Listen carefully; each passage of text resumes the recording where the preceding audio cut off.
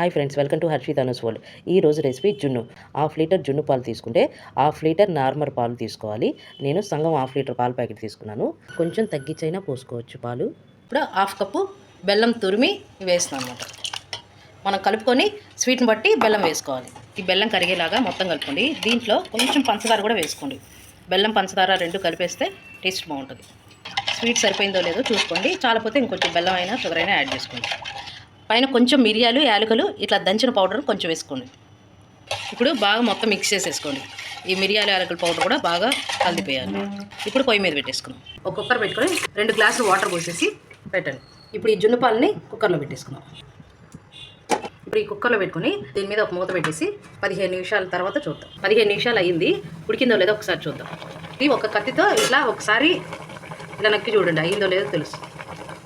అంటుకోకుండా వచ్చిందంటే అయిపోయినట్టే. టేస్టీ జున్ను రెడీ.